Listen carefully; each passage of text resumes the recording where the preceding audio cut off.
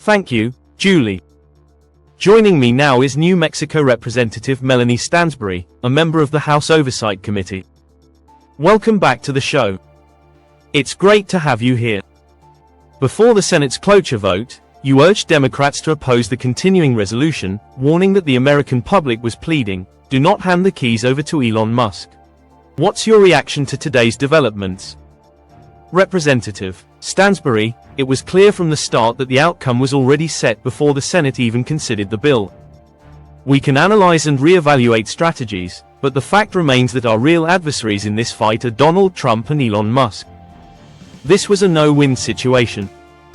If the government had shut down, I know firsthand, having worked for the Office of Management and Budget during the 2013 shutdown, the White House and OMB have considerable discretion in how to manage such crises. There was no certainty that entire agencies would have been reopened even if a resolution was found. However, House Democrats believed it was crucial to take a stand against Musk and the Trump administration, demonstrating that we are ready to fight back. We weren't in the Senate negotiations, but we strongly felt in the House that we must continue to challenge this reckless and lawless behavior through the courts, in Congress, and within our communities. Host: do you think Senate Majority Leader Chuck Schumer saw this as a matter of choosing the right battle? Was the focus on long-term versus short-term consequences, given that either outcome would have been problematic? Representative Stansbury, absolutely. Trump was deliberately provoking Democrats, and he succeeded. Now, instead of focusing on him, Democrats are debating tactical decisions amongst themselves. Trump was indifferent to the outcome. If the government had shut down, his administration could have continued dismantling agencies behind closed doors. Since the government remains open, he can now shift focus to pushing his tax agenda, which aims to cut Social Security, Medicaid, and essential programs like housing and food assistance, all to grant permanent tax breaks to the wealthy. The battle was rigged against us, and now the narrative is centered on internal Democratic disagreements rather than the real issue, Trump and Musk. We need to shift back to the real fight, stopping this tax plan that could further damage our economy at a time when the stock market is unstable, consumer confidence is at an all-time low, and communities are struggling. We need to stand firm and resist these harmful policies.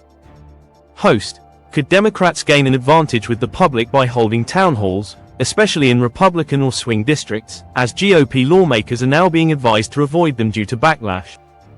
Representative Stansbury, this is a fundamental principle of democracy, government buy-in for the people. When Republican lawmakers are instructed not to engage with their own constituents, it clearly signals that they do not care about public opinion or democracy itself. Democrats need to fight on all fronts, through the courts, by leveraging congressional tools effectively, and by amplifying the voices of communities that are actively protesting at town halls and writing thousands of letters urging action.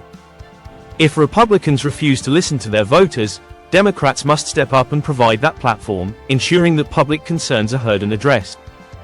Host: you serve on the DOGE subcommittee, where Chairwoman Marjorie Taylor Greene and other Republicans are pushing for investigations into protests against Tesla and Musk, labeling them as domestic terrorism. Given that most demonstrations have been peaceful, with some isolated incidents of vandalism, does this classification go too far? Representative Stansbury, Trump's recent speech at the Department of Justice made it clear that he is willing to weaponize state institutions against his critics and suppress free speech. The upcoming DOGE subcommittee hearing will target the media, including PBS and NPR. This is part of a broader effort by Trump and his allies, like Greene, to silence opposition and control public discourse.